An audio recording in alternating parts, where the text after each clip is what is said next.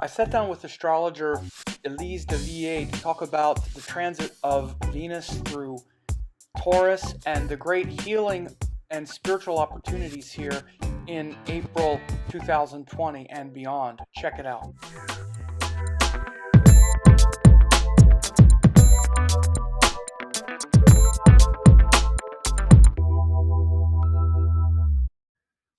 Hey folks, I'm here with my good friend Elise de Villiers, who is an astrologer. She's also taken my courses, and we're going to talk today about the upcoming Venus, or the current Venus transit here in April 2020. Venus is in Taurus, and it's going to be going through Taurus until early August. And we're going to talk about that, a lot of other things about how to, work with these times. And Elise, welcome.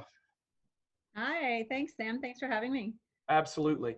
And we're talking, I want to first just, introduce you to everyone here. And I'll just say that Elise is one of my best, I would say, students. She's an excellent astrologer in her own right, but she's really taken the methods that I teach in particular, not just the kind of structures, but the specific methods, like how to make predictions, how to really break down the things in the chart, how to really,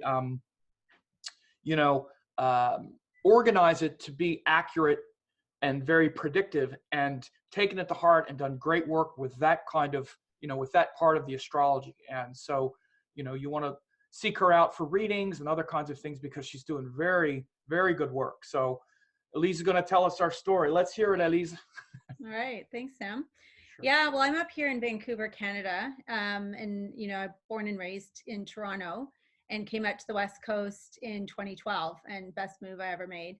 I was working with a health food company. I've been about 20 years in the health food industry, and I work currently with a company called Garden of Life by day, and I'm a sales director, selling organic, non-GMO foods and supplements and things that awesome help. Stuff. I'm looking at the tubs of it over here. Exactly. Yeah. And so I have this life that blossomed in natural health, and I studied to be a homeopath. And so that was the beginning of, getting into I'd say the holistic realm.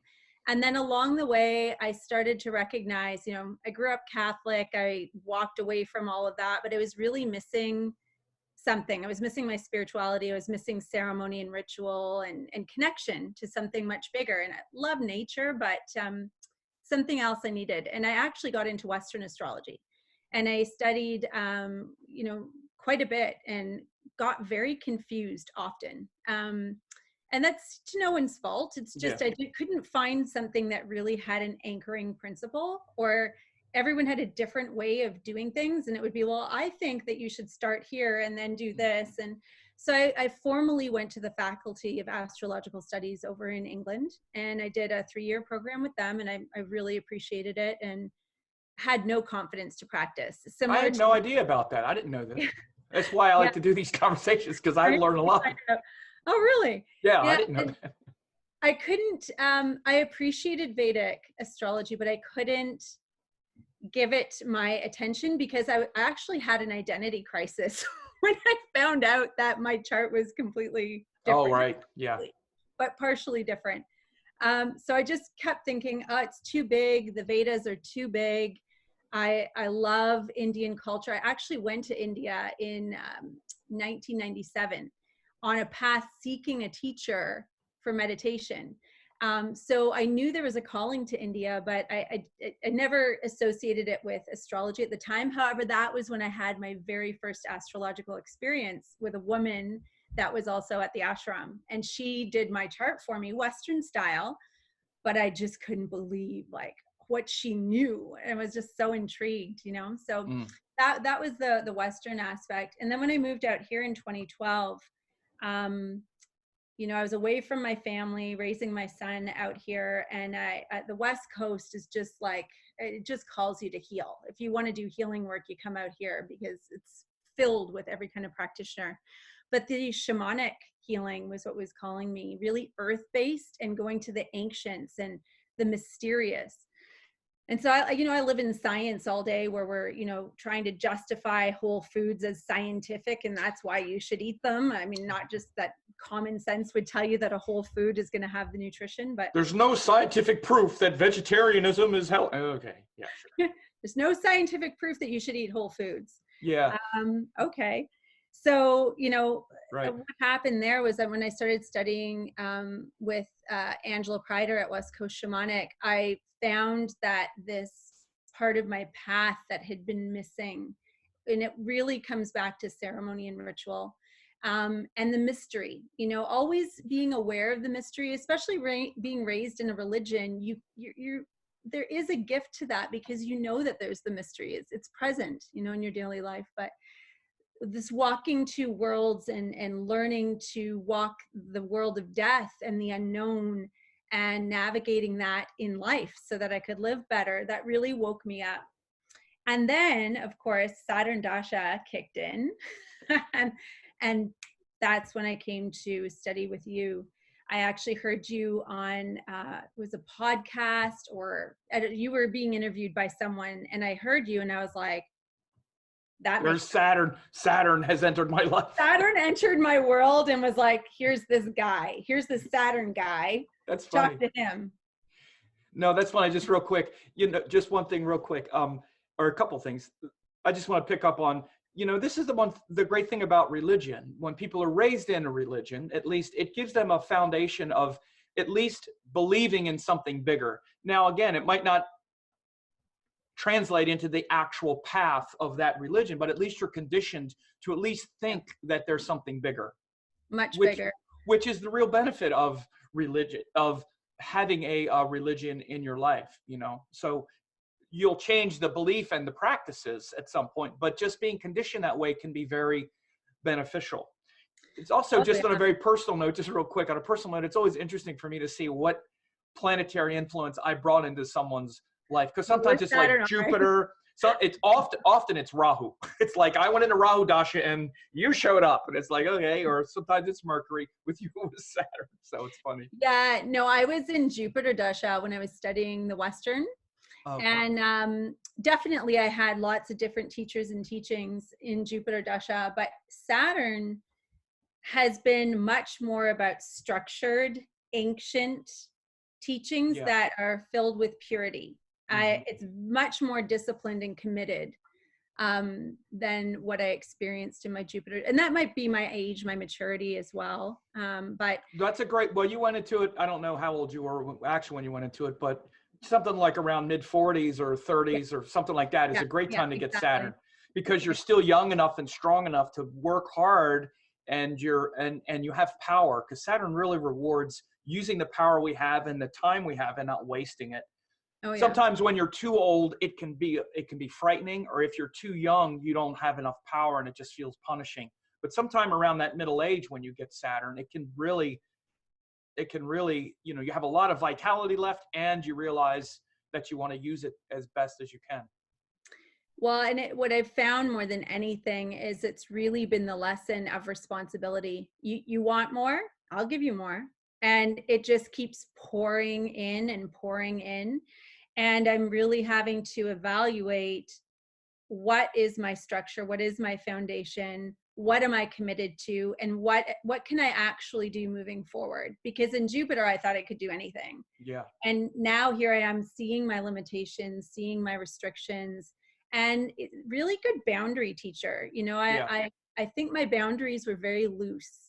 And this has been, here, like, what's your clear yes, what's your clear no, and what are you going to commit to? So it's been very constructive for me. I did have fear going into it because of what I had heard, and it's actually been my greatest teacher ever has been the Saturn Dasha. And so you went into Saturn, this was 2012, and you were still involved in the shamanic work. What happened from there when you went into? Yeah, it was actually, I went into it in 2016. Oh, okay. In 2012, I was still in Jupiter, but I noticed as the dashas, as Jupiter was winding down and preparing me for Saturn, that's when I got really heavy into diving deep into the shamanic work. And a lot of the work there, what I love about it is that it's, often we think of it as, the shaman doing the work on another person. But the techniques I was taught was really to clean up my own heart and my own path. You can't be a healer unless you're doing your own work.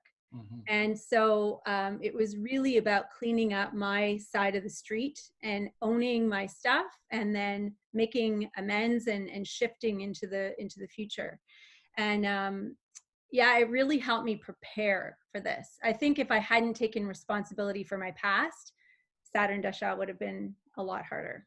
That's what it does. Saturn really rewards our willingness to be of service and to serve something higher, and willingness to be humbled by our life experience and not project blame. And because it brings that heaviness that can lead to us remaining immature and feeling victimized. When it's weak, we feel victimized by all the things that we didn't get, especially in the Jupiter Dasha, because Jupiter's like, I can have this and this and this. And then Saturn starts and it's like, oh, but I didn't. What happened? I want all that stuff I wanted. And unless we're like, well, wait a minute, that's the opportunity here. Yeah. It's not just to like a child who wants everything. It's like, no, but at some point, if you're going to make anything happen, you need to concentrate and focus and make a commitment to it and be of service to only the most important thing.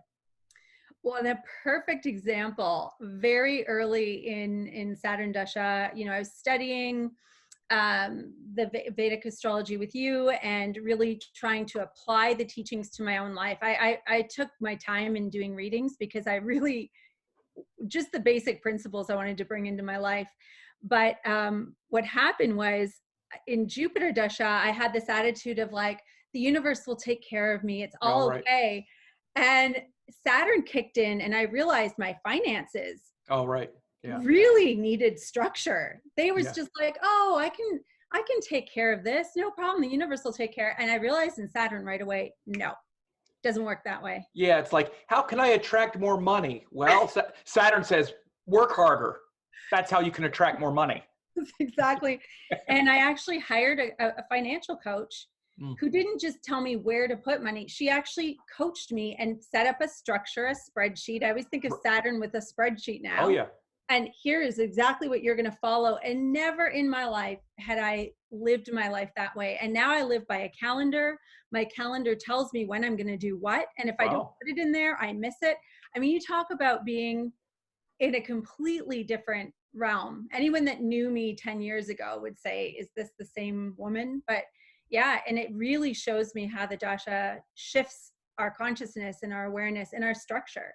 Mm-hmm. I'm so much more focused in that I must take care of myself. And in this realm, I can't just trust the universe to come and rescue me. I actually have to be involved and responsible. So it's really interesting to watch that path evolve. Well, as I said, Elise really has, you've really taken the teachings, because, I teach to a lot of students and they get it at different levels. All of them get it at the level, and it's fantastic to see everyone's blossoming, but you've really taken the scientific part of it as well. It actually surprised me when we had some of our recent private sessions, how you broke down all of that. Oh yeah, this Dasha, this planet is activating this nakshatra and this ruler. And I mean, you're still getting more comfortable with the exact, exactly how it pops out, but you're on top of all of it. And that stuff is complicated.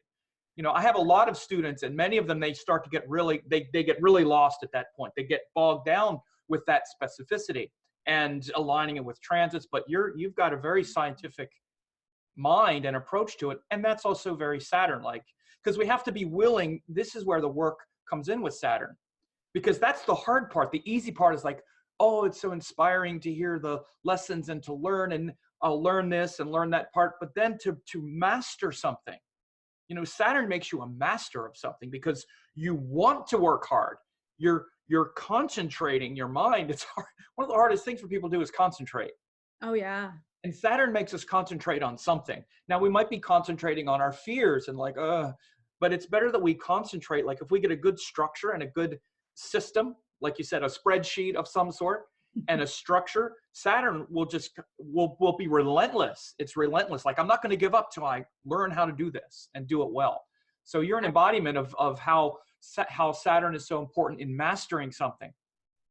And I really attribute this Dasha cycle for me to having, again, that word commitment to Hmm. see it through, because I've always been spiritual, if we're going to use that, Right. air quotes, in that I had the desire to connect, and that I had the desire to connect with something much bigger than myself. And the awareness that it was there. That's the big thing too.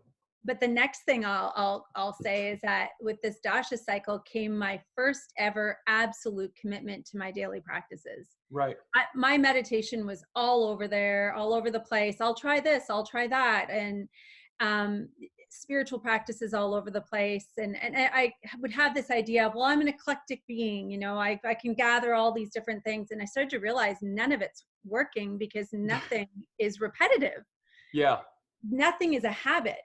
And a lot of it is also that Western, oh, I'm an eclectic being. I'm always attracting what I need. It'll all, and again, it's great that, see, that's the Jupiter part, and it's wonderful. We need to have that. All of it is good.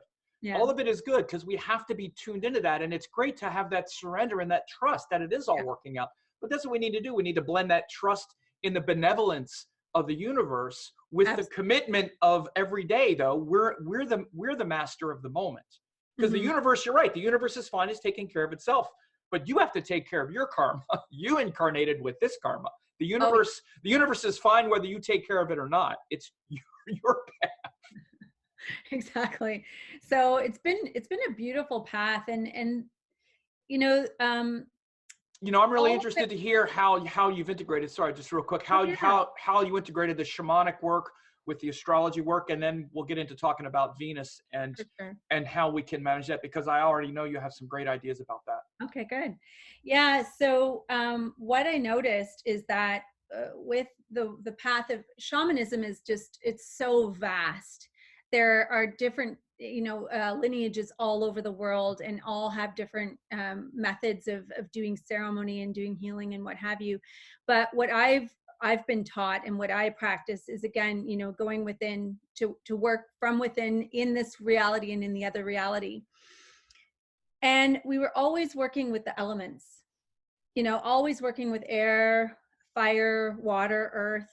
And then when I studied the Vedic astrology system, and of course the elements are very important in astrology, but understanding the source, how they're influenced by the gunas, and then weaving in the teachings of the planets and their associations. And all of a sudden I started to notice over time is that we call them, helping ancestors or helping spirits, but that the planets and the luminaries started to become these for me, that they're actual counsel that I can confer with. Yes, in a chart, but also just by knowing them and in meditation, we receive all this information. Often out in nature, I will notice, according to where the moon is, or according to what we're seeing with various planets and different signs, the energy, the feeling that's out in nature, or in my interactions with other people. And it just started to show me the rhythm that I am a part of. And it just really opened up this whole idea of this living. It's not just this astrology can be a very heady, intellectual discussion. And I started to realize how much of it's actually in my body. Yeah. And that we are embodying these karmas, which is ultimately what we're doing the astrology for, is to find out what those karmas are so we can work with them instead of working against them. Yeah, and that's fantastic. And seeing that inner and outer, like we have this idea as above, so below, and it's kind of an idea we have, but certainly the way I try to teach, or the way I started to really see what astrology is that it's not something up there. It's something in here. The planets are the source of everything. Every system that we're going to come up with our teachers and our ancestors and all of them are some embodiment of the universal forces. The planets, they're every other archetype we come up with, from any shamanic healing, is going to be some version of that, because these are universal principles. That's where we are. We're all in the universe. Different cultures and different systems find other ways to interpret it, but all of them are going to have something to do with elements, some version of gunas, some version of planets, ancestors, energies, gods. It's all the same sort of matrix. They're just kind of being interpreted in a different way. And what the Vedic astrology does, because it reaches back into the purity of the Indian times, is there's a direct thread back to the actual science that hasn't been contaminated. Whereas the other shaman, because honestly, Indians were just shamans. That's the same thing. We think it's not. That's Indian shamanism, if you want to look at it that way. I agree with you completely. But we see exactly all of the structure, the science of it. It's not just, it's not just energetic woo-woo. It's actually a structure to it. There is so much structure, and it's hard for us to imagine, because if we're not working in those realms, it sounds like it's structureless, but it's very structured. And just like we need this these tools and these traditions to hang on to with Vedic astrology, so that the principles are executed and our ego doesn't take over, that I am making this prediction and I see this information. It's the same thing with any of the other practices. Sure. Remaining humble, because we're just being like, I just see myself as like a hollow tube, a hollow bone vessel, a hollow vessel, and the information comes through. And that's really interesting. It's quite humbling when I talk to other people, because often, you and I've talked about this quite a bit, where clients will want a solution, or they want an answer. Well, what do the stars say? Well, I can tell you what they say, but it's not going to give you an answer. It's just the information that you're going to use to go inside to find out what your next steps are. I'm not going to tell you your next steps. Yeah, and it doesn't mean we can't. We can predict on some level a ratio. I always talk about karma. Specifically, it's literally like a ratio of probability, which is actually a quantum theory. It's a quantum principle. Mm-hmm. The ratio of probability is actually a quantum principle. It's called, they call it even like the casino effect or whatever. So when we're looking at an astrology chart, we're really looking at a ratio of probability.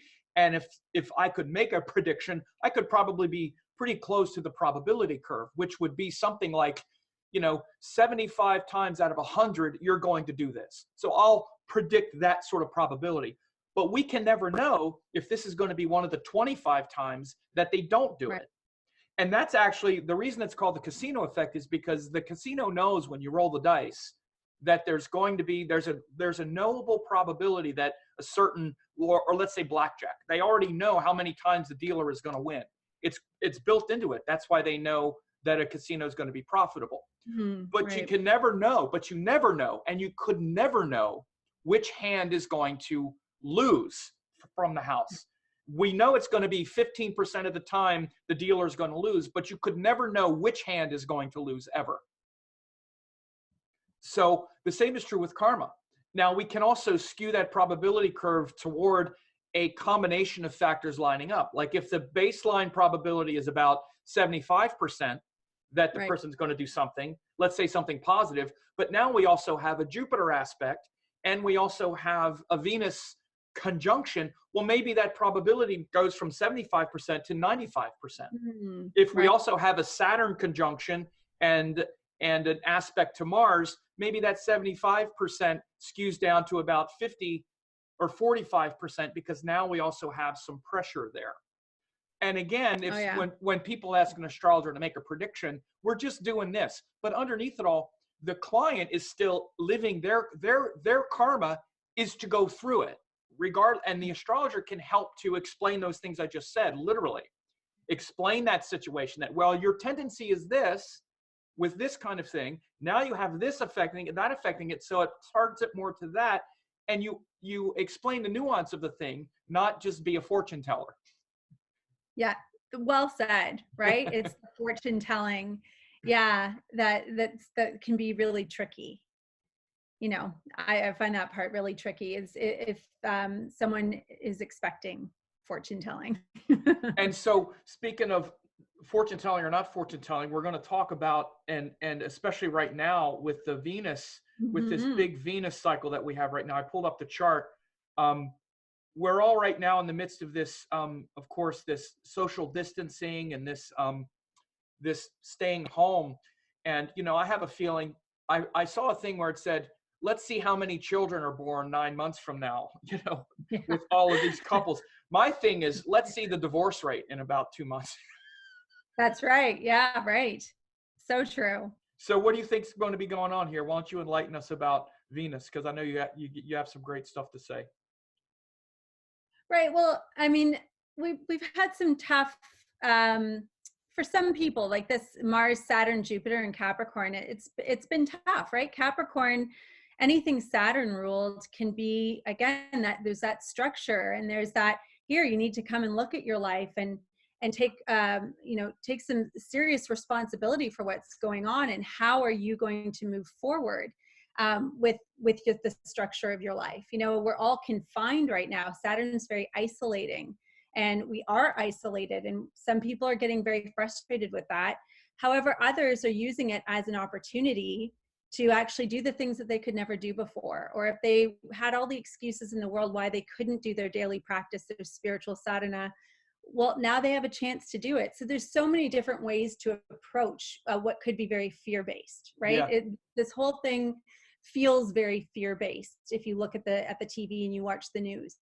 But there's much bigger, deeper meanings to what's going on. And then the nice thing that I like about this Venus transit in Taurus is that it's a softening. It's a softening to all of this, really kind of a strong Mars, Saturn, Jupiter in Capricorn, this strong structural change. Then we have this Venus in Taurus that brings about this feeling of blossoming, or this feeling of softening. And one of the most beautiful things I love about, I happen to be on the West Coast, where we actually do have blooming happening right now, and nature is beautiful out there. There's many other parts of the country where it's snowing and people are still in the freeze.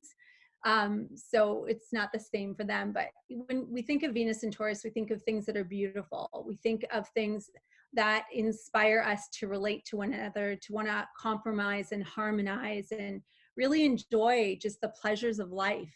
It's a very sensual experience of Venus and Taurus. So it brings about some hope and some healing into a time that's been very isolating and difficult, right? And of course, there's that lovely aspect of Jupiter onto Venus at this time. So there's also this, grace of Guru casting a glance at Venus and also supporting that softness. So there's a chance to go and smell the roses. There's a chance to really take in the sounds of nature, the tastes of beautiful, delicious food, the smells, the sights. There's ways to enjoy this sensory world of the earth right now. Mm-hmm. And I think this is it brings a lot of hope. And it's a strange transit because it lasts about 4 months, right? Normally she would change signs in about a month. Yeah. But this time she's going to, move forward, then she's going to retrograde, and then she's going to move forward again.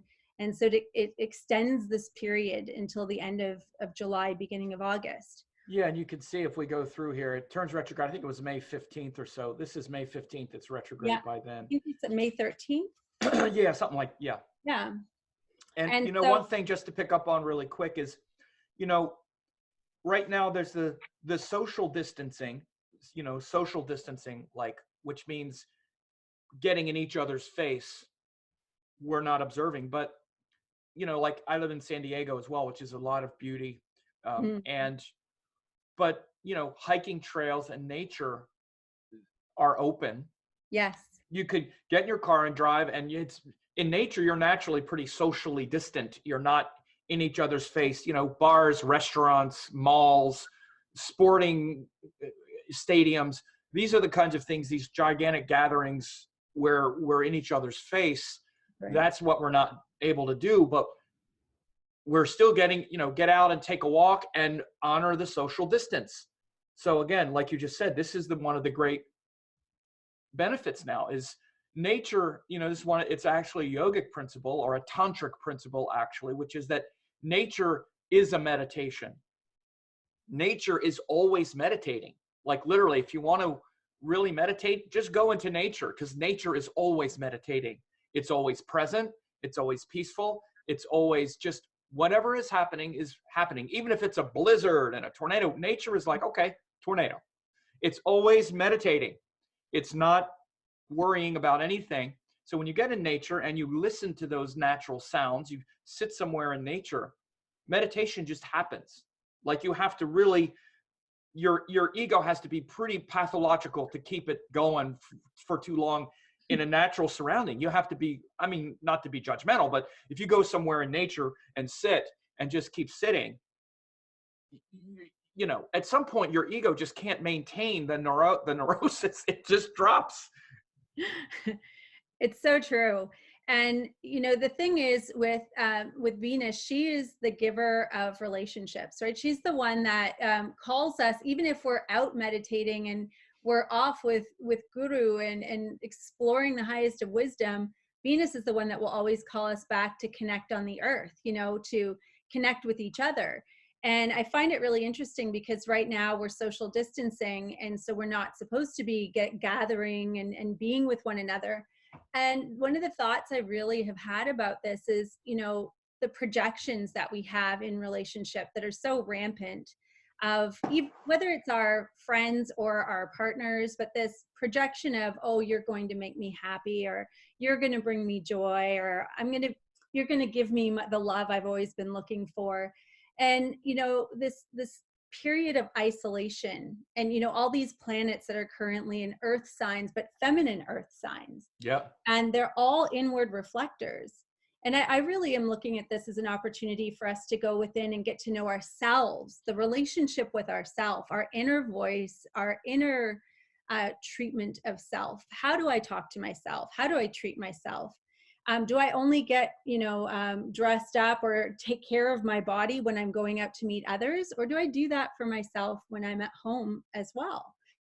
And, you know, do I eat good foods because I want to take care of me? Or am I just pigging out on all the junk possible because it makes me feel good temporarily? And so there's a lot of time here right now. I find that we've got these 4 months to actually do some inner work on our self relationships so that we can actually be better to our partners and better to our friendships and better to our business partnerships. These are all things that Venus would rule. And, you know, being in Taurus, again, it's that earthy quality of how we live life on earth. It's not this dreamy, otherworldly, like when we went through the Pisces. Well, we're still in the Pisces cycle as we record this because the sun is in Pisces. So this is interesting, even the backdrop of where we are now as we record this, we're in a Pisces cycle because the sun is going through Pisces and we had that new moon. So we're feeling a lot of that right now. There's a lot of that longing. And I think what's happening just real quick now as this is being recorded is a couple things, because what you're saying is so fantastic. And even like I said, to go into nature alone. See, the whole thing right now is the alone part. We're lamenting that, oh, I got to do it alone. So even when we go in nature, we're sad because we're alone. We're by ourselves. Yeah. And what I thought you were going to say, and of course my mind goes here because I don't know why, but when you said, and Venus is about relationship, because I just said the thing about it's very hard to keep up that neurotic personality when we're alone in nature. And then you said Venus brings up relationship. So if you want the neurotic personality, bring somebody with you. That's perfect. Because that's my mind. But again, it's kind of like, look at how dependent we are on like, well, yeah, I went out into nature, but I was all by myself, even in nature. And we drag our relationship or lack of relationship into everything, even the most beautiful meditative place ever. If we're by ourselves, we're kind of longing for another person. And it's, you know, this kind of addiction to connection to other people that we have is so big. So true. And even, you know, like we have the addiction to connection over social media as well. I mean, it's just this constant, I have to connect. If I take I'm trying to take in this beautiful sunset, let me take a picture and then post it on social media. It's like, put the phone away. Yeah. And this is— Preach it, sister. Get them. Yeah. Get them. This is where both the Vedic astrology and the shamanic practices are all about putting all of the distractions away and being in this moment with this breath, in this beautiful gift of a body that we've been given by nature, surrounded by everything that we've been given. My favorite prayer is thank you for everything, because she literally, the great earth mother, literally gave us everything. You can't show me one thing in your life that she did not provide for you.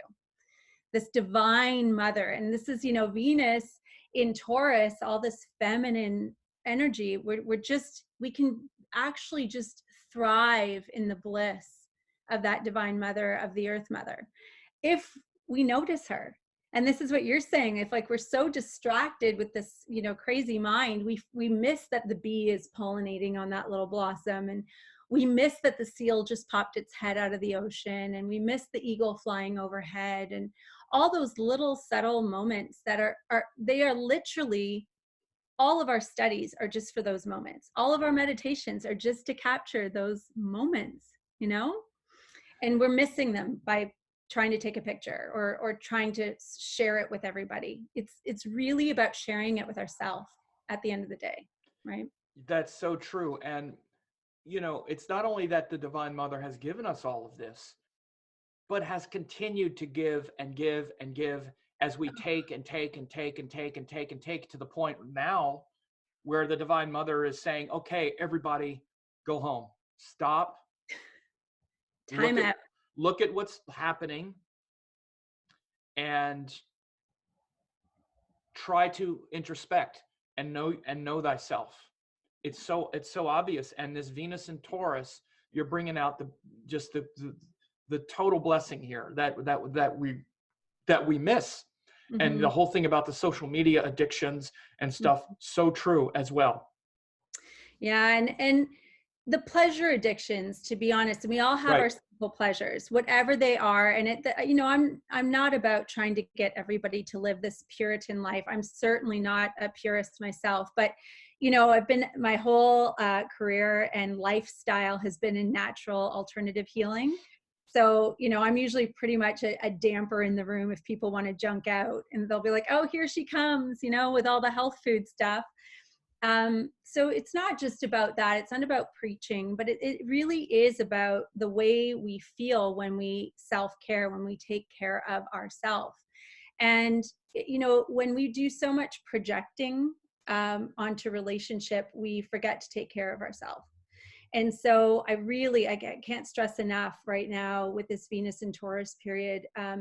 One of my favorite ways to get back in touch with the earth and to reverse this, what you mentioned earlier about this taking, or what I love to refer to as actual thieving. We thieve from the earth all day long, and we forget to thank her. We forget to thank, you know, creation for all that we have.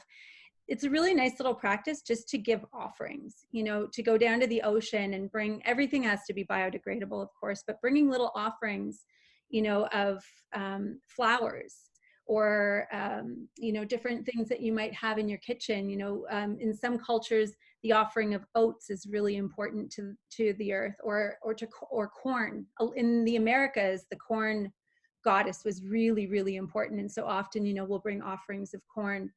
But one of my favorites is flowers. I love bringing roses to, you know, my favorite spots in nature, into the ocean. And it's a chance to learn about that sacred reciprocity. This is what my teacher teaches us all the time, is that there's this sacred reciprocity. If you notice and say thank you and feel that gratitude in your heart, it's noticed in nature. It doesn't go unnoticed. We forget that everything around us is watching and observing us while we observe it. And this taking, thieving culture that we've built is easily reversed if we actually get back in touch. So it's a really beautiful little ritual. And that's one of the things I love to incorporate with when I'm doing readings with people, or when I'm meeting, just even with friends and family, and they're saying right now, well, what do I do? What do I have to do to feel connected? Go out into nature, make an offering, say a prayer, and sit with a tree. You know, just be quiet. See what you hear, see what you smell, see what you feel. Notice what you see. There used to be entire schools, druid schools, that would teach just the observation. If three birds moved from right to left, it meant this. And if the sound of a crow happened 3 times, then there was all these meanings of what you would observe in nature. And we omens, yeah, they're called omens. In India, it's called nimitta, or omens, reading omens. That's right. But, yeah. And these are things, we don't have to know the science behind it, but just the Right. observation, just the paying attention, you know, and that being in that bliss. It's a very meditative process, and it's quite a beautiful thing to do. Well, yeah, thank you. And, you know, a couple things that I would say that just struck me is that you know, what you're saying, especially about the offering,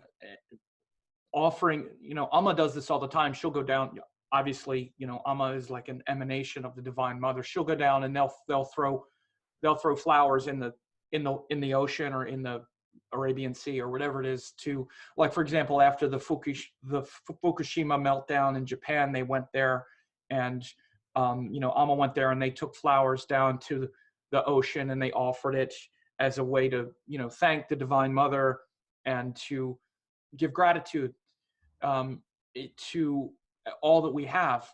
Yeah. And to pray for the blessings.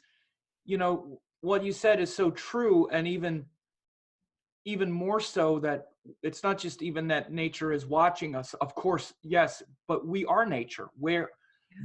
This is what karma is. Yes. We can't steal anything, because we're stealing it from ourselves, because that is our nature that we're stealing from. We're stealing our own grace. That's so perfectly said. Yes. You know, and we are the source of everything in our world, and we're nothing but an extension of nature. And so when we have this greedy, miserly personality that is just interested in what we can take, and again, it's not to be judgmental about it, it's a sad thing. It's because we're in the ego. We're stuck with the illusion that we're just a limited being, and if I can just extract a little bit of limited pleasure, if I can pull something out of it, then I'm winning, then I'm doing okay. And this is how the ego experiences this enormity of existence, because it's so big, our ego can't understand it. So we're like, okay, the ego recognizes some kind of pleasure as something that's perhaps more divine than the sadness I feel. So if I get a little bit of pleasure, at least it's closer to God because it's not pain. But this is all just a kind of limited shell game of the ego, kind of playing whack-a-mole with temporary drives and you know, desires. Absolutely. So when we go into nature, or we go into, you know, a meditative state, is to really, you know, feel that grace. And we don't even really have to do much. If we go into nature, like you said, it's already a meditation. Nature itself is meditating. You don't even have to do anything. I remember when I first started meditating, way back, early 80s, and I didn't know what meditate. I didn't really know how to do it. I was reading books about it, and I tried to do it in my room and all like this. It was like, okay, it was hard. All I had to do, I would walk across the street. I still lived in my rural Maryland house that I grew up in, but I lived right across in the woods. So I just walk in the woods, literally the woods I grew up in, that I had seen so many times. And I would sit in this place in the woods where I would just go sit there sometime and look around. And I would sit down, and I'll never forget the first time I tried to do a meditation practice, sitting in the place in the woods I had sat forever, which was not even new to me. The whole existence went kaboom. I was like, I mean, I didn't have to do anything, just because sounds, natural sounds, are the sound of God. The air, the play of light through leaves when you're present is the most incredible thing in the world. Just watching grass blow in the breeze when you're present is like, it is God. Yeah. It's like, you don't have to do anything. You just have to be pathological to not see it. And so just taking a couple breaths and sinking with a little bit of intention and clarity, and you are sitting in the existence that is always meditating. And so the real thing is, with this Venus and Taurus right now, and what Elise is describing so beautifully, is that nature itself, consciousness, the entire existence right now is drawing you to that beauty. And just saying, just try it, just sit and just observe how beautiful everything is, and just relax and know that you're cared for, that the Divine Mother has given you everything you have, even though you didn't have to ask for it. And even though you keep individually and culturally as a species destroying the planet, it still keeps giving. And just relax, right? Continually giving. Yeah, and it's really interesting, because I've been talking to a lot. I still, you know, manage large groups of people, and constantly checking in with staff and whatnot. They're all working from home, and then of course family, friends, clients.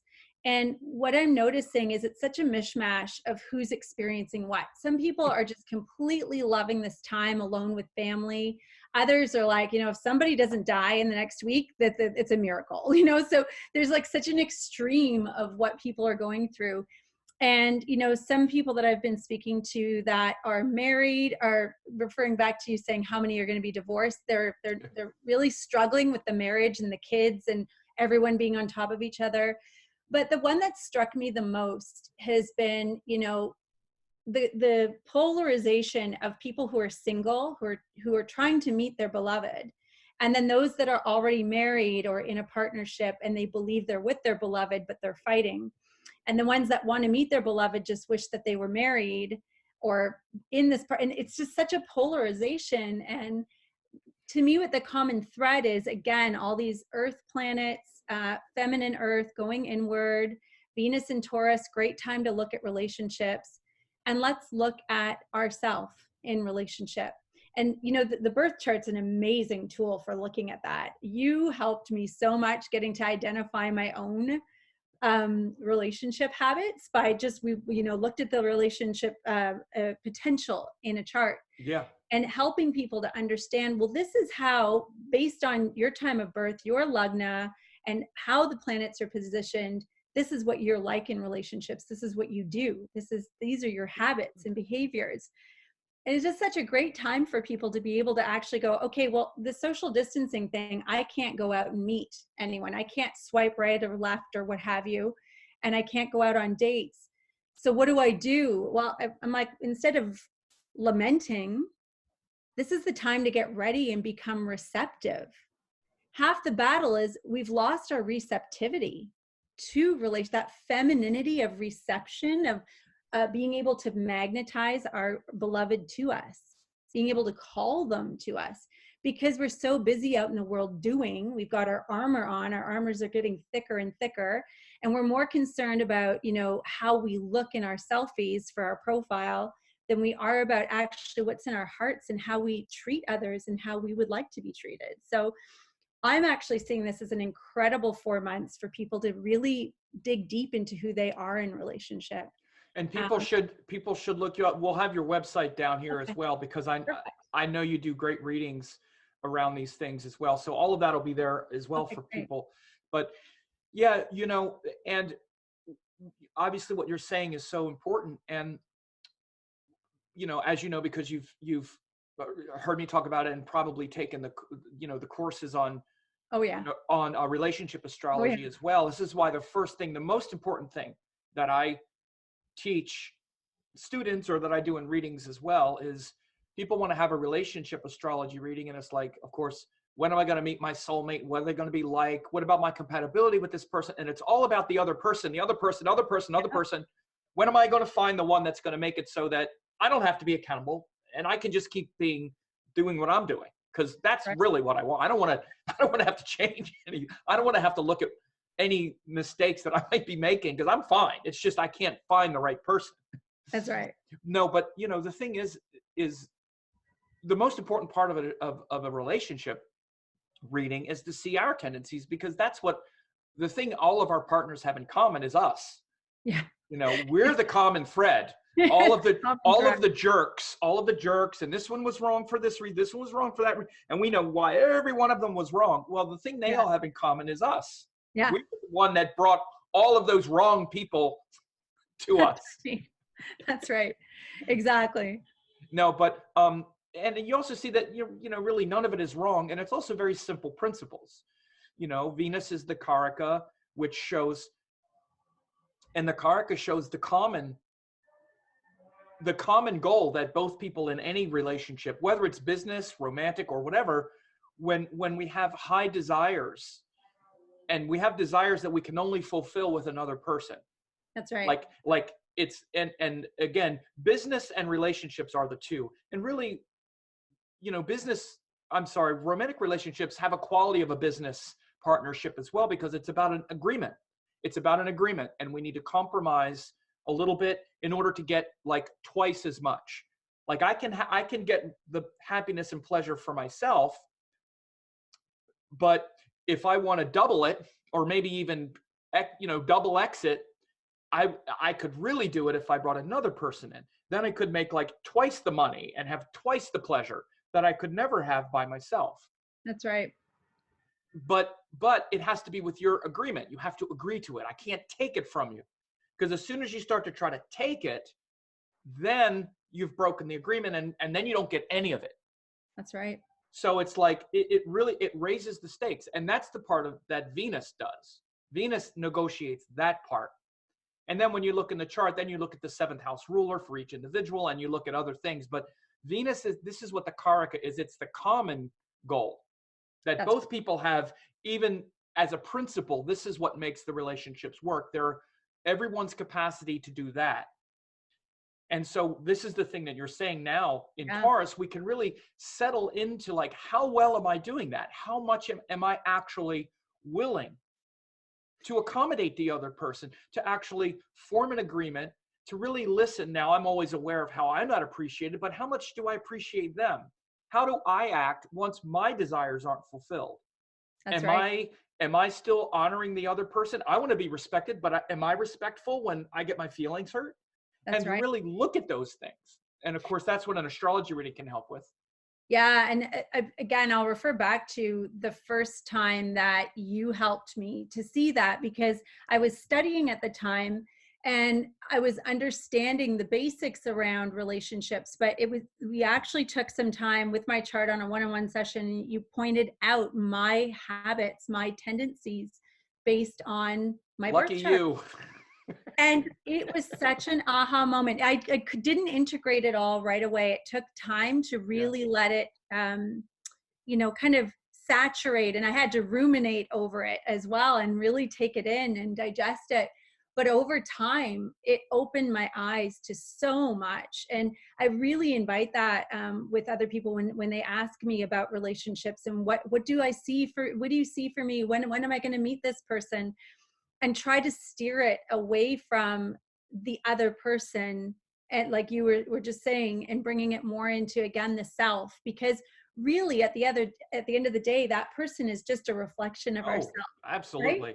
Right? And a reflection of our tendencies that we project, but then also at a moment in time, because this is the other thing, even about specific relationship, tendencies, is that everything is also, based on dashas and when karmas ripen.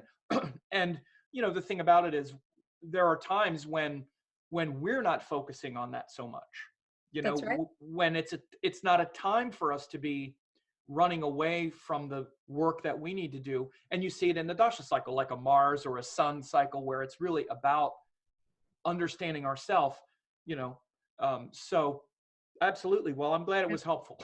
Oh yeah, very helpful.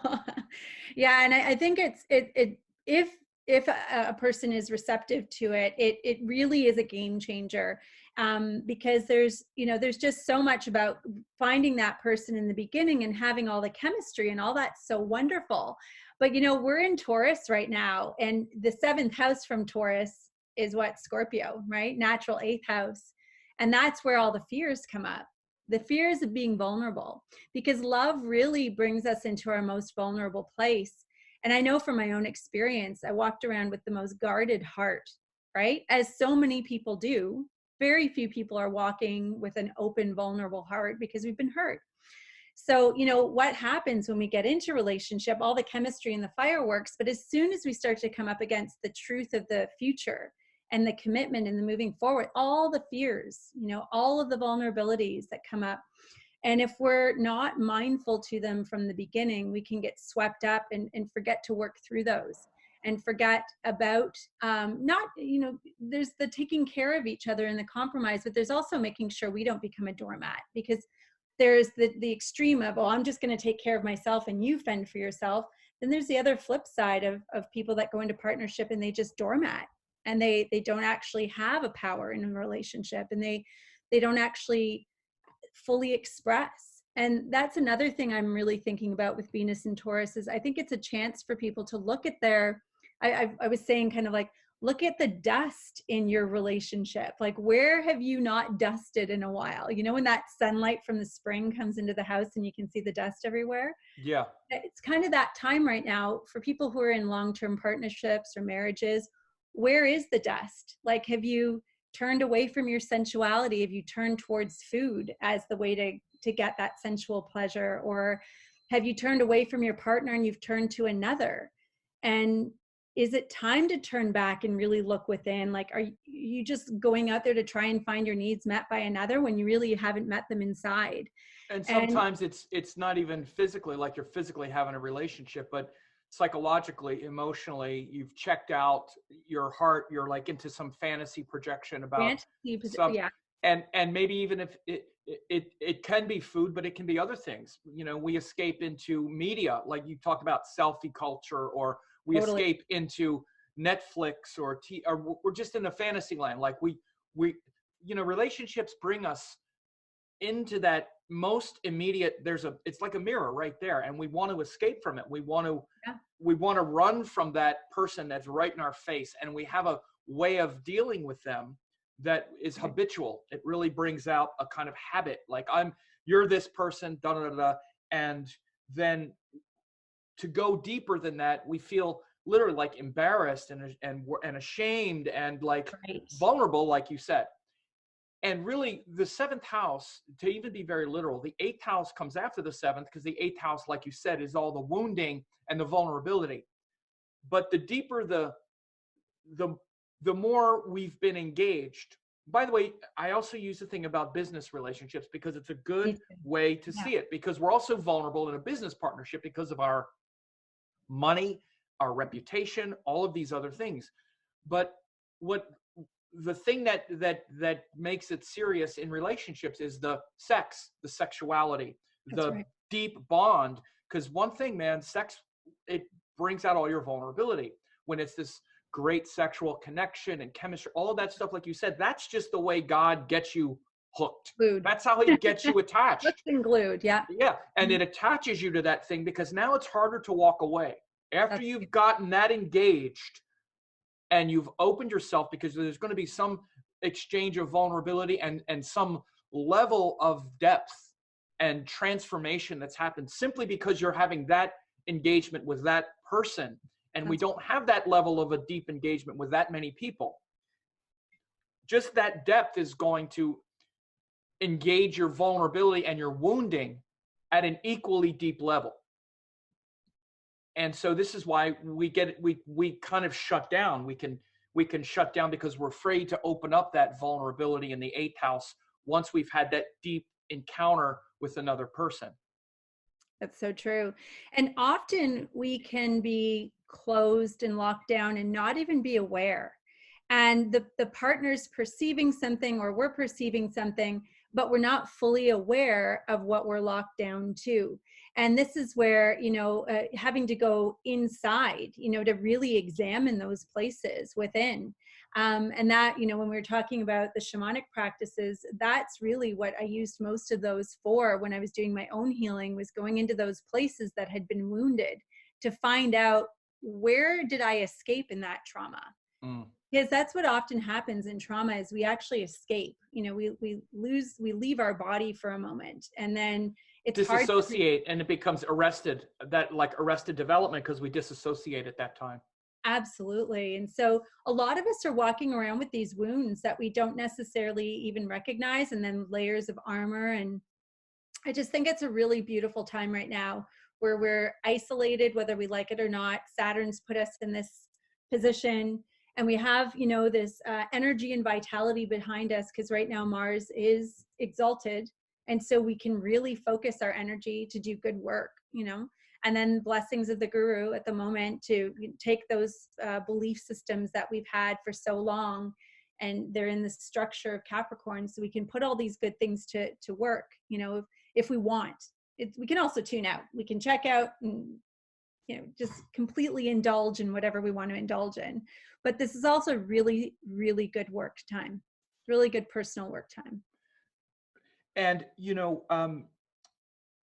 entities and energies and figures like the divine mother energy, like we've said many times, will be there, and our mind is receptive to that. Now, this is what these planetary energies mean on this sort of collective level. And, a lot of the work that I do publicly with you on YouTube and in social media is talking about the collective energies. Yes. We're all experiencing this for the next several months until early August.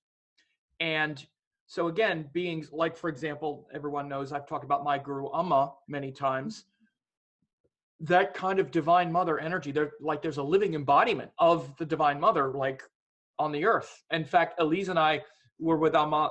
Elise came and met her last year in Canada as well. But That's right. Just knowing that it's not just nature and the earth. These are naturally comforting practices. Go out in nature and just sit and just relax and know that you're trusting and knowing.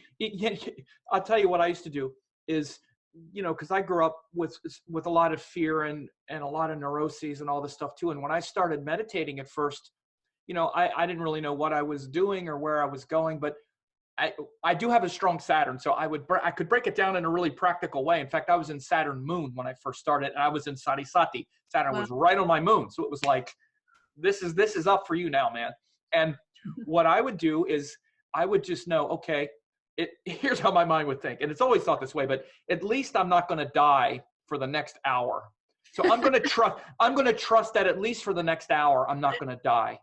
And just sit here and trust that for the next hour, I'm not going to die. So I'm just going to relax, just totally relax. I'm not going to die for the next hour, sitting in these woods that I've lived in my whole life. I'm not going to die for the next hour. So for the next hour, I'm just going to be completely open and trusting. Because I was reading books talking about surrender and all that, and I'd go in the woods and I'd be like, I'm anything but surrendered right now.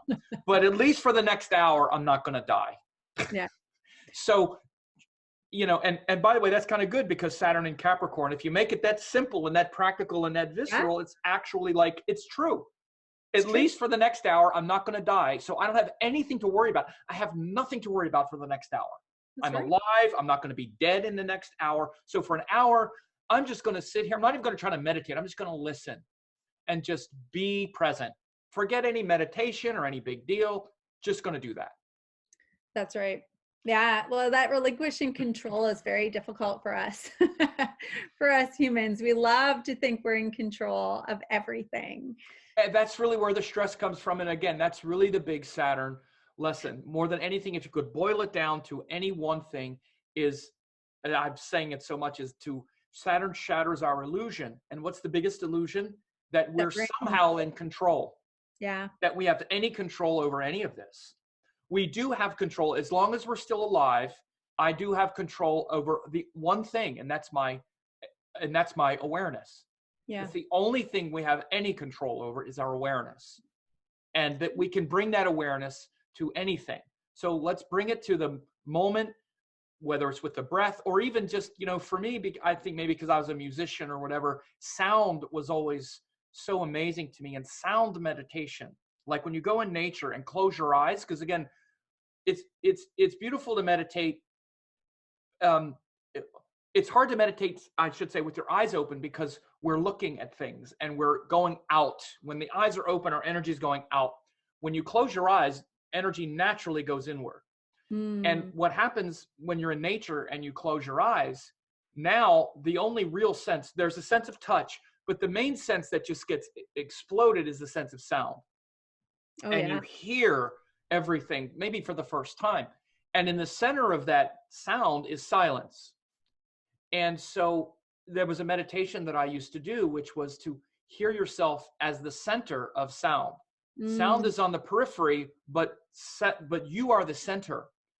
And in the center, it's silent, because your center is silent.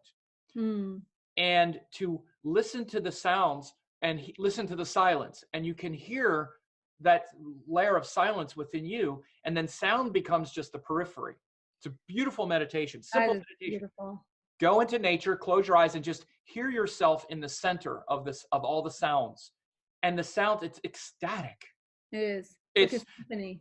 Oh my God, nature, the sound is just beautiful. I mean, I think maybe for me, because of as I've always, tuned into music, but it's such a simple, beautiful meditation. Oh yeah.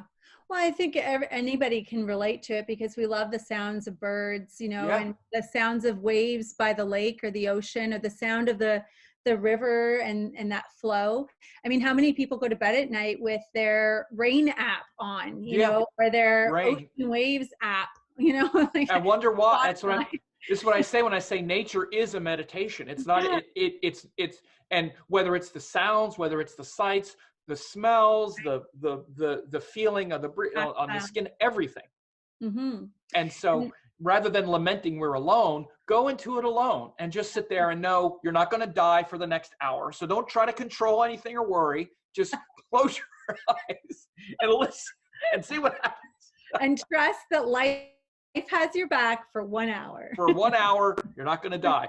Unless, now, by the way, I live in San Diego. You might get attacked by a coyote or a cougar. So. Oh, are they roaming a little bit more that the humans are gone? I'm just teasing. Or you're being silly. Okay. If you're in Florida, watch out for crocodiles. Go for Up there, no, alligators. In Vancouver, you might, a wolf, Cougars. maybe a bear. You have cougars and bears, yeah. So don't get too comfortable. Don't get too comfy now. The animals are coming back. What were you about to say? Something, I think. No, I was just saying, it's great to actually see in this, it was happening before Venus and Taurus, but the animals coming back into all these different areas where they once did not wander anymore. And, there were coyotes in the streets of San Francisco. I wish I would just to see a coyote walking down the street. To see that. I would love to see that.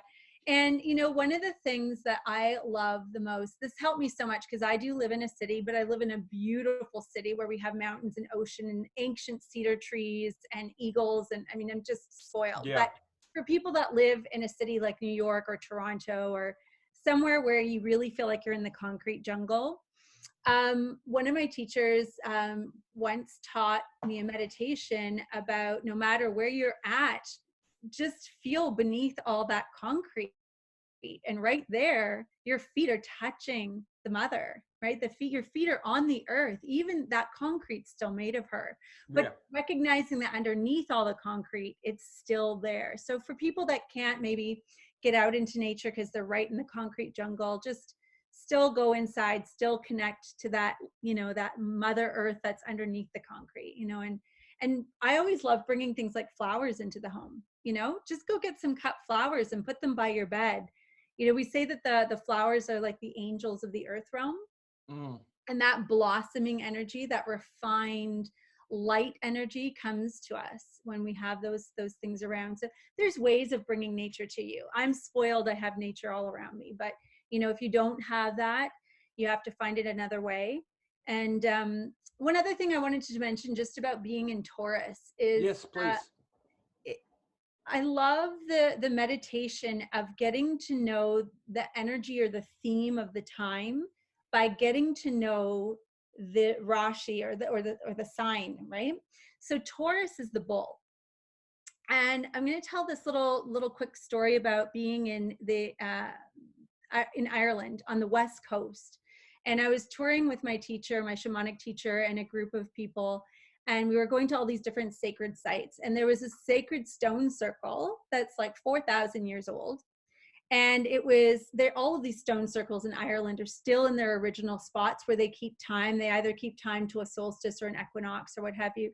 And this one that we were at Kiel had all of these cows just grazing on these around in and around through these sacred stones. There must have been about 30 of them. Some had babies. There was a couple of bulls in the herd. And just the peace of that animal. The 4 legs, very sturdy and steady. That's the energy that Taurus brings us right now. Steady, sturdy. This, slow chewing of their food, ruminating, really taking ideas in and digesting them, not racing around, just really letting things sink into the body. And then, no matter what, there was a group of, 12 of us, and these cows and these bulls did not move. They didn't charge. They weren't attacking.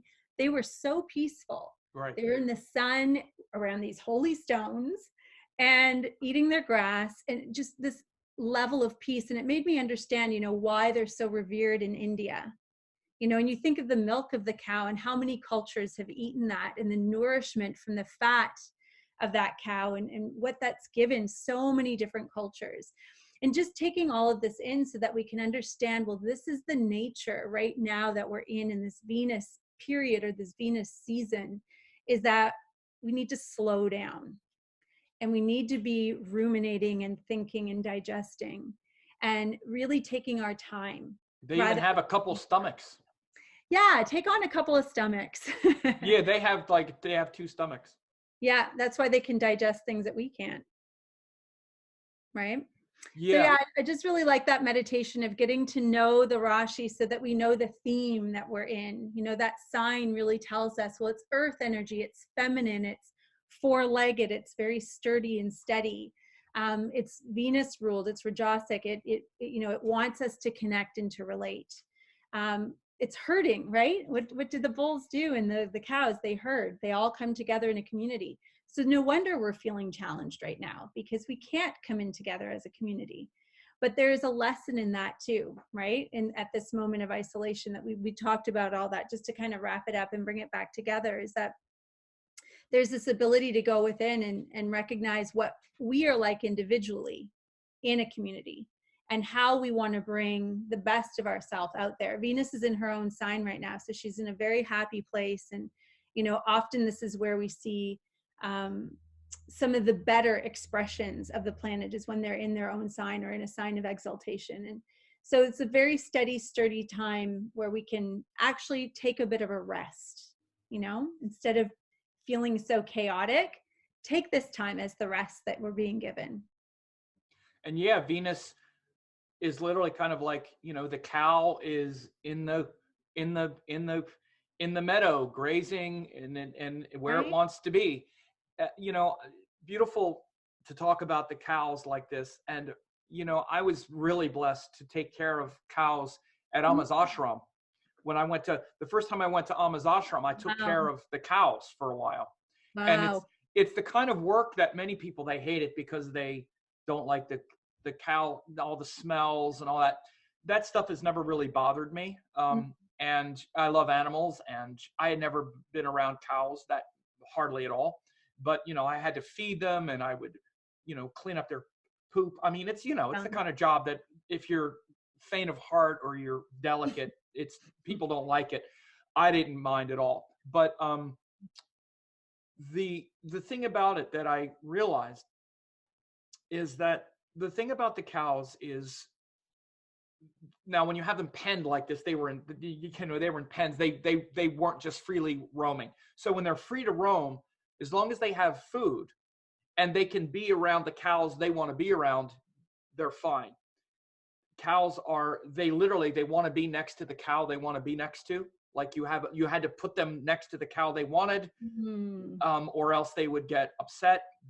Like Lakshmi wanted to be next to Kali, who wanted to be next to Vaishnavi, who wanted to be next to, nice. I forgot the other one. She was my favorite. Oh, I forgot her name. Oh, Yamuna. How could I forget Yamuna? How could you forget your favorite cow? Yamuna. But the thing that you talked about was so amazing, is that they're so peaceful. Like you get them fed, and once you get their food, they'll just sit there or stand there. They'd stand there and just chew that food, man. As soon as they were next to their cow, because we had to take them out of the pens one by one, we would take them and tie them up. So I would take one out and I would tie her up. And while I was taking this one out, the one that she was next to would be mooing like, I want to be next to this one. And then the one that was by the tree would be mooing until I got the other cow next to her. Then she would calm down, and then it would just this kind of chain. Then the one that that wasn't next to the cow, moo. I'd bring her out. She's next to the cow. She would be quiet, and the food would already be there. But they're big animals, and when they're unhappy, it's intense. It's a 800 to 1,000 to a ton animal that you really don't want upset at you. In India, even the females are their horns They have big horns, and some of them are pretty nasty. But the point about it is that they really want a couple things. They want to be next to the cow they want to be next to. They want to be fed. And when you do that, most of them, they're just docile, peaceful, and they exemplify what you call in yoga santosha. The principle of contentment is really the deeper level of Taurus that I use that word because it's the yogic word, and it's one of the yamas, or one of the, is it yamas or niyamas? It's a niyama, which is contentment, which is to be content with what you have. And the whole thing that we're talking about, this gratitude, this contentment with what we have, this is the yogic principle of look at everything the Divine Mother has given you, everything, your whole life, including your body, all your food, every person you have. It's not only that we get to inhabit this body and this earth, but it's also beautiful. It's also abundant. It's also nice people. I mean, and we're not content with any of it. It's like, yeah, there's that, but what about this? What about, we have no contentment. We just want more. Yeah. And so that concept, it's called santosha in yoga. One of the great names, there's a great Amma bhajan. Jinki karuna he appa, jinki yamko mehe pya. It's one of these really fierce Divine Mother bhajans. You went and saw Amma with me. So you know, some of them are like sweet, and then some of them are like the Kali's here. It's one of these. It's one of these real, you know, Mother Kali is here to like chop off our heads and deliver us. It was one of those kinds, but within that, again, because Hinduism and India, they bring it all together. Because in the midst of chopping off your heads and all this fear stuff, they're saying, you know, Jai Santoshi Ma, which is the mother always content. I don't care what's happening. I'm always content. I'm not upset about anything ever. I'm always content. Think of the concept of contentment. Like, I have nothing else to gain. I have nothing to gain. There's no regrets. There's no stress about the future. I'm content because contentment is in the present. That's right. And unless we're content, that cow shows what it looks like to be content. You can see that peaceful, like, I'm content. I'm next to the cow I want. I got food. I'm chewing it. I'm totally present, totally content. And this is that same meditative state in nature where it's like, okay, I'm not going to die for an hour. I could just be content with this moment and just relax and surrender, because from contentment comes surrender. Without contentment, there's longing for something. Something's incomplete. Something's missing. That's right. And that great blessing of Taurus is that contentment. It's why the moon is exalted there. Because again, the moon is the part of our mind that's restless and longing. It says in Parashara that the moon is lustful. And lustful means that I'm not complete. I don't feel whole. That's right. And this is the stress of the moon. We don't feel whole, and we're trying to get something to make us feel whole because we feel incomplete. And in Taurus, it's exalted because there's contentment there, or the possibility of contentment more than in any other place. Right. And until we can be content, we can't feel whole. And until we feel whole, there's no rest, relaxation, or meditation possible. Oh, yeah. So true. And, you know, it's interesting because this area that we have time to feel into our contentment, because we literally have 4 months to study ourselves. And then there's a retrograde period, which to me even exemplifies that even more. At, you know, May 13th, we're going to go into retrograde until June 25th. And so that's when the planet appears to be moving backward, but it's actually closest to us. So it's the most powerful. And, you know, it really turns us inward. It's a period of time to really go inward and really go even deeper into our contentment. What is my contentment? What's my blockage to that contentment? What can I look at? What can I reflect on to release that? And this is the way the retrograde works, because it creates a disruption that makes us something external. So this Yeah. is the time when that relationship or that thing is going to be revealing, as you say, here it is on the 13th, it's going to be revealing that discontent, with the other person or with this thing. And we're going to be tempted to project outward. But again, because it's in Taurus, there's going to be more of an emotional IQ and and we're going to realize, and we're going to feel that that's really not the problem. The problem is not that I need to blame this other person. It's going to reflect inward, and we're going to have a higher potential than usual in usual Venus retrograde cycles to connect with the real source of our lack of contentment. That's right. Yeah. And it's interesting that it starts the retrograde in Mrigashira, where, it's that endless quest for Soma, that looking out, there's got to be something more than this, right? And I can really relate to that because I have my moon in Mrigashira. So that understanding of there's like, this earthly realm, all of these things that I have and I possess, and these forms, this can't be everything. I need to go and look for more. Right. And that's where that retrograde cycle starts. Yours is Mrigashira in Taurus, right? That my moon, though. Yeah. Yeah. Mrigashira in Taurus. Yeah. In Taurus. Yeah. Mm-hmm. Yeah. It's the thing that keeps me somewhat stable. Yeah. Well, very stable. that's very much about the cow energy as much as anything too, because it's the deer, but the deer is kind of like a cow. It's because it's a quadruped animal, but it's also a fast, it's in between Taurus and Gemini. Yeah, I love that description. I heard you explain that once, where, in Taurus, it's a four-legged. You go into Gemini, that Mrigashira is the bridge over the two Rashis. And so you have the four-legged of the Taurus, the bull, that's much more strong and steady and slow, but it's moving over into Gemini where there's a quickening. And you see the restlessness in the deer, another four-legged, but it never stays still. It very quickly to move, and to hear and sense into something and then make another shift. And more wild, because Gemini is actually a very wild sign. It's kind of like a wild animal, the deer. And the other thing that I really connect with the Taurus part is Taurus, and why Mrigashira is that bridge between. It's perfect. And again, this is why the Sidereal Nakshatra Rashi scheme is it's so obvious that that's the way it was, because you look at these bridge nakshatras and it's so obvious that this symbol is just perfect. And you see all of these symbols between two Rashis are just perfectly symbolized by that energy. But it's, when you look at a deer and you look at a cow, it's the same thing. These big doe eyes, this beautiful animal, just looking at it, you feel it's just beautiful, right? But very gentle animals. Yeah.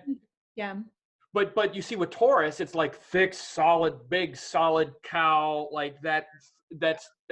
But you get the same kind of, hit of a beauty, with the deer. In fact, maybe even a little bit, I wouldn't say a little bit more, it's a different energy, but when you see a deer, it's that same kind of beautiful quadruped mammal, like a cow, but it's more sleek and it's fast and it's curious and its ears are moving and it has the Gemini quality as well. Oh yeah. And they're running fast, they're skittish, they'll jump out of the way, but they're also, deer are very curious animals. Very curious. Cows will sit there and it's kind of curious, but it's like, okay, do your thing or not. I'm content. Whereas I said Gemini, but a deer is kind of like, they're checking you out. They want to come up, but if you move too quick, they're spooked and then they're running away. But they're that kind of restless searching, but they're also very much connected to beauty, and you can tell that they want to engage with you. That's right. Yeah. And there's those long stares that you can have with a deer. If you don't get too close, they'll just do the long stare, Yeah. I've had some amazing encounters with deer. I think part of it, I have three things in Mrigashira, all in Gemini. On the Gemini side, yeah. Mercury, Venus, and the ascendant. So I have a lot of that Mrigashira deer energy, and I've had some crazy, I've been standing, it's pretty frightening actually, but at Amma's ashram in San Ramon, there's a lot of deer around there. And usually they're very scared of people. And when Amma comes, there's a lot of people there. And at night, the deer will come and you can't even really see that there's a lot of deer around sometimes when it's really dark, because it's really dark and you can't see. And I walked up in the hills one time at night. The program was going on down in the ashram building, and I walked up on the hill just to get away from the crowd. And I could tell there was a deer, and I sat down, and before I knew it, I was surrounded by, like, I don't know, 25 deer. They were all around me. They'd come up. I could almost touch them. They got so close, and I just sat there, and they just came right up to me, which was very unusual. They could tell I didn't want to do any harm to them, but I've had that happen in the middle of the day as well, when I've walked back where deers can see me and they can see I see them. And you'll see one deer, and then before you know it, there's like its children come up, and then there's 2 or 3 others come. And if you just sit there and you don't make any moves, they'll just walk right up to you. Now, when you're standing up there, you're a little more intimidating, but you sit down, like I would just sit there, and before I knew it, you know, there'll be like 10 deer, like within 10 feet of me, just looking at me. So beautiful. Yeah, it's so beautiful. Yeah, I think that's one wild animal that most of us can relate to, because no matter where you've lived, if you're in North America, likely you've met up with a deer at some point. Yeah. But they really do engage. It's sort of like a seal. I have seals nearby here, so they look at you with human eyes. Yeah. You know, really this human quality to their eyes, and you can get mesmerized in their eyes. You know, if you really do sit with them, really just allow that space that we talked about earlier of observing and being present, is very powerful. Anything in nature like that, especially animals like this who aren't predators. I mean, again, you don't want to do that with a bear or a coyote. Predators is very different. Yeah. We're talking about vegetarians right now. Yeah, but these kind of animals, you know, again, this is very much even part of the Taurus, because, you know, we didn't talk so much about nakshatras. Maybe we'll have you back and talk about some of the nakshatras as well. Yeah. We didn't talk about the Kritika to Rohini to Mrigashira, but this whole energy of this shift, you know, it's going to be, as Venus is moving through these nakshatras, it's going to hit, you know, Mrigashira in the next month or so. And it's interesting to notice the change and to see the different quality of how Taurus, for example, starts to become Gemini, and that placid nature of the cow becomes something more restless. Any engagement with nature like this, like I say, it's not just going into the woods somewhere, but you're a great example of, you know, going in a field, sitting with cows and animals that live in nature, or deer. You know, when you're in their environment like that, and you're in that space, you're engaging with God. Like when you look at these animals, the thing about animals that's so beautiful, even dogs, cats, anything, is they're natural. Human beings are always stressed. There's an ego, there's always a personality you got to engage with, and it's stressful to be around other human beings. Just, we have some human beings that we can relate to, but even after a while, our personalities are going to clash, and, you know, but animals, they're at peace in ways that we aren't. That's right. Well, and I love how even this discussion of Mrigashira, right? Because we were talking about where the retrograde starts. When we look at nakshatras, it's one thing to look at the sky and to intellectualize the story and, oh, that's a nice story. But when you actually look at the symbols and get to know the symbols in nature of what that nakshatra is all about, that nakshatra is then in your cellular memory. You don't have to wonder what Mrigashira is like, because you know from that cellular memory of being with the deer, this is Mrigashira. Just like in Kritika, you know, it's not so much about the animal, but it's about knives and fire, right? And I was like, I remember the first time I really thought about like Kritika, like, what does this mean? You know, it's like purification with the fire. And that's the stage we're in right now, where we've just left Aries fire and we've moved into the earth with Taurus, but it's in that purification of the Kritika fire. And so it's a much yeah. more energized feeling right now than And where it so would be. and so those Venus energies are getting purified right now because it just came out of Yeah. Aries. And you can see that first nakshatra, Kritika, it comes from Aries to Taurus. Kritika is That's right. about fire, and Taurus is about earth. I'll tell you the real way to symbolize Kritika is that literally like a fire pit. Like we don't have a raging wildfire out of control. We've managed to control fire. One of the things we can control, and we've managed to create fire. And you think of the fire pit like where we do pujas and we do ceremonies, there's always fire and it's always contained in earth. We contain fire in earth. That whole concept is really the deeper level of Kritika. Knives are there too, and knives and cutting because it allows that kind of sharpness. But the real symbol on a deeper level, and especially of Agni, who is the deity, he's very much the priest as well, because the priest, he doesn't just work with anything. He works with fire. He works with flowers. They work with things that you offer things into the sacrificial fire that disperses into the cosmos.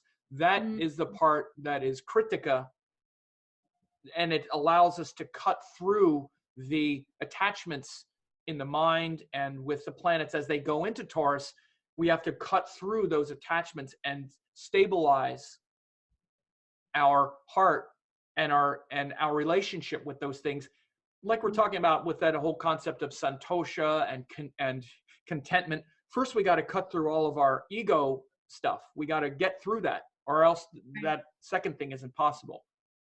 Beautiful. Perfect. Well, yeah, look, I love that containment of the fire. It's been great talking to you, Elise. And really good. Yeah, what's the website and the information again, so people can get in contact with you about readings and other things? Right. So my website is earthandskyway.com. earthandskyway.com. We'll have it in the link. It's the best way to get a hold of me. I'm on Instagram and Facebook, but yeah, we'll have the Facebook and Instagram links as well. I know you've been doing more on Instagram lately. I've been seeing you. I just followed you. Yeah. Thanks. Great. And again, so it's been fantastic having you. This has been really valuable, and just to take the time to go deeply into this Venus transit like this rather than secondary, because we've been putting so much emphasis on the Capricorn and the distancing and the corona and the this and we have to, and we are culturally, but many of us now, the repercussions of this and the gift that we're given with this social distancing is this gift of reconnecting with beauty, with harmony, with others, and being able to really reflect. And you really brought that home. Yeah. Oh, thanks, Sam. This is great. I really appreciate it. Wonderful. So we'll have the links down, and you all be in touch with Elise.